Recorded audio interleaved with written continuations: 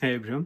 So আজকে আমি কথা বলব ইউরোপের ৫ টা দেশ নিয়ে যেখানে আপনারা ফ্যামিলি নিয়ে একসাথে মুভ করতে পারবেন। পার্টিকুলারলি আপনি যদি স্টাডি পারপাস এ যাইতে চান এবং আপনি যদি ফ্যামিলি থাকে তাহলে আপনি মোটামুটি এই ৫ টা কান্ট্রি কনসিডার করতে পারেন। কারণ দেখা যায় যে ফ্যামিলি থাকলে আসলে ফ্যামিলিকে দেশে রেখে in most of the cases কেউই আসলে বাইরে যেতে চায় না। ইন দ্যাট কেস এমন কান্ট্রি হচ্ছে আপনারা খুঁজে বের করার ট্রাই করেন যেখানে আসলে আপনারা ফ্যামিলি সহ মুভ করতে পারবেন। সো আজকের ভিডিওতে আমি সেটা নিয়ে কথা বলব। যে কোন কান্ট্রি গুলাতে আপনারা ইজিলি হচ্ছে যে ফ্যামিলি নিয়ে মুভ করতে পারবেন, পার্টিকুলারলি ইউরোপের মধ্যে। সো রাইট নাও সবকিছু বিবেচনা করে মানে এক্সিস্টিং যে রুলস গুলো আছে এটার মধ্যে যদি বিবেচনা করি তাহলে সবকিছু মিলাই আসলে এই লিস্টের সবার ১ম এ থাকবে ফিনল্যান্ড। কারণ এখানে আপনি খুব ইজিলি আপনার ফ্যামিলি নিয়ে যাইতে পারবেন। আ এটার পরে হচ্ছে আ Denmark, Sweden, Norway and finally আমি একটা আলাদা দেশ এড করছি সেটা হচ্ছে অস্ট্রিয়া। কারণ আদার নর্ডিক কান্ট্রি গুলা হচ্ছে আপনি ইনক্লুড করতে পারেন এর মধ্যে। বাট অস্ট্রিয়াটা আসলে ইনক্লুড করার একটা রিজন হচ্ছে যে এখানে আপনি আম উইথআউট এনি টিউশন ফি তে পড়াশোনা করতে পারবেন। সো ৫ টা কান্ট্রি হচ্ছে ফিনল্যান্ড, ডেনমার্ক, সুইডেন, নরওয়ে এবং অস্ট্রিয়া। এখন কথা হচ্ছে যে এর মধ্যে আসলে কোন দেশে যাওয়া ইজি, কোন দেশে যাওয়া ডিফিকাল্ট আমি এই বিষয়ে যাব না। বাট আপনি যে দেশেই যাইতে চান না কেন, কিছু না কিছু ব্যাকওয়ার্ড আসলে প্রতিটা দেশের ক্ষেত্রে আছে। পার্টিকুলারলি এখন যে রুলস আসলে এক্সিস্ট আছে, সেই হিসাবে আপনি ইজিলি কিন্তু ফিনল্যান্ডে যাইতে পারবেন ফ্যামিলি নিয়ে। কিন্তু ২০২৭ সালে দেখা যাবে যে এটা অনেক বেশি ডিফিকাল্ট হয়ে যাবে। কারণ ফিনিশ গভর্নমেন্ট আসলে নতুন রুলস নিয়ে আসতে যাচ্ছে যেখানে হচ্ছে আপনার আম মেইন অ্যাপ্লিক্যান্ট বা যিনি স্টাডি পারপাস এ যাবেন, উনি যাওয়ার ১ বছর পরেও উনি হচ্ছে উনাদের ফ্যামিলির জন্য রেসিডেন্স পারমিটের অ্যাপ্লিকেশন করতে পারবে এবং ফ্যামিলিকে নিয়ে যাইতে পারবে। সো দেখা যাচ্ছে যে আসলে ফিনল্যান্ডে রাইট নাও এটা যত বেশি ফ্লেক্সিবল, নেক্সট ইয়ার থেকে এটা আসলে তত বেশি কমপ্লেক্স হইতে যাচ্ছে। এটার পাশাপাশি আপনি সুইডেন, ডেনমার্ক, নরওয়ে এগুলাতেও হচ্ছে যে ইজিলি মুভ করতে পারবেন এরকম কোনো রেস্ট্রিকশন ছাড়াই। বাট এই যে ৪ টা দেশ অস্ট্রিয়া ছাড়া প্রতিটা দেশের ক্ষেত্রেই আসলে কিছু না কিছু ব্যাকওয়ার্ড আছেই।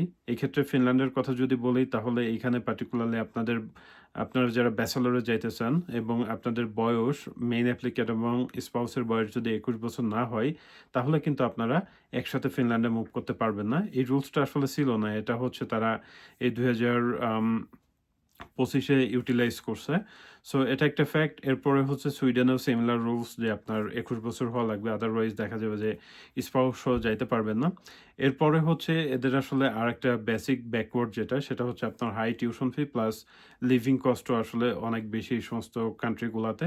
সো নর্ডিক যে ৪ টা কান্ট্রির কথা বললাম এখানে মানে ফ্যামিলি নিয়ে আপনার মুভ করাটা যত বেশি ইজি, মিন টাইম এতে দেখা যাচ্ছে যে কিছু ডিসঅ্যাডভান্টেজ আছেই যেগুলো আপনাকে আসলে অ্যাকসেপ্ট করতেই হবে এবং এটার জন্য আপনাকে মেন্টালি প্রিপেয়ার থাকতে হবে। অস্ট্রিয়ার ব্যাপারটা আসলে আমি পরে আসতেছি। সো এখানে আমার আসলে একটা বিষয় মনে হয় সেটা হচ্ছে আপনি কিন্তু একটা প্যাকেজের মধ্যে কখনোই সবকিছু পাবেন না। লেটস সে আপনি ফিনল্যান্ডে যাচ্ছেন, ওইখানে কিন্তু আপনি ফিনল্যান্ডের প্যাকেজের মধ্যে সবকিছু ইনক্লুডেড থাকবে না। এখানে জবের প্রবলেম আছে। যদিও আপনি মানে ইজিলি যাইতে পারতেছেন ফ্যামিলি নিয়ে বাট আদার যে কনসিকুয়েন্সেস গুলো আছে সেই পার্টিকুলারলি নেগেটিভ কনসিকুয়েন্সেস সেগুলো আপনাকে কিন্তু ফেস করতে হচ্ছে। সিমিলারলি আদার নর্ডিক কান্ট্রি গুলাতেও সেম। এজন্য হচ্ছে যে ফ্যামিলি নিয়ে এই দেশগুলা মুভ করা যতটা ইজি, ওইখানে যাওয়ার পরে দেখা যায় যে আপনার যদি ফাইন্যান্সিয়াল ব্যাকআপ না থাকে তখন হয়তোবা আপনাকে প্রবলেমে পড়তে হইতে পারে। এখন অস্ট্রিয়ার বিষয়টাতে আসি।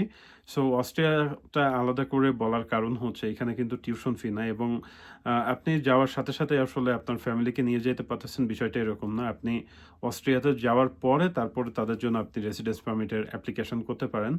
আর হচ্ছে যেটা, সেটা হলো যে আপনার ফ্যামিলি মেম্বার্স যখন অস্ট্রিয়াতে মুভ করবে, আপনার স্পাউস কিন্তু আম নরমালি কাজ করার জন্য অ্যালাউড না। বাট উনি স্পেশাল সার্কামস্ট্যান্সেস এ উনি হচ্ছে অনুমতি নিয়ে তখন কাজ করতে পারবেন। তো অস্ট্রিয়াতে যাওয়ার আসলে একটা আ বিগ প্লাস পয়েন্ট সেটা হচ্ছে যে ওইখানে টিউশন ফি নাই। আর টিউশন ফি না থাকার জন্য কিন্তু আপনার হিউজ একটা বার্ডেন রিলিজ হয়ে যাচ্ছে। ওকে। সো মোটামুটি এই ৪-৫ টা দেশ আপনারা কনসিডার করতে পারেন। এটার পাশাপাশি জার্মানি আছে। বাট জার্মানিতে প্রবলেম হচ্ছে ওদের ল্যাঙ্গুয়েজ ব্যারিয়ার। মানে আপনি স্পাউস নিয়ে যাইতে হলে আপনার স্পাউসের ল্যাঙ্গুয়েজ জানা লাগবে।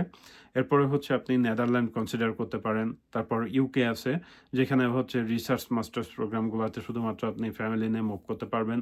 এটার পাশাপাশি পর্তুগাল আছে। এই সমস্ত কান্ট্রিগুলা হচ্ছে স্পাউস ফ্রেন্ডলি, যে আপনি যদি স্পাউস নিয়ে মুভ করতে চান তাহলে এই সমস্ত দেশগুলার কথা আপনারা চিন্তা করতে পারেন। সো এই ছিল মোটামুটি বেসিক কয়েকটা ইনফরমেশন যে ফ্যামিলি নিয়ে মুভ করার জন্য ইউরোপের কোন দেশগুলা আসলে এখনো পর্যন্ত ভালো একটা অবস্থানে আছে।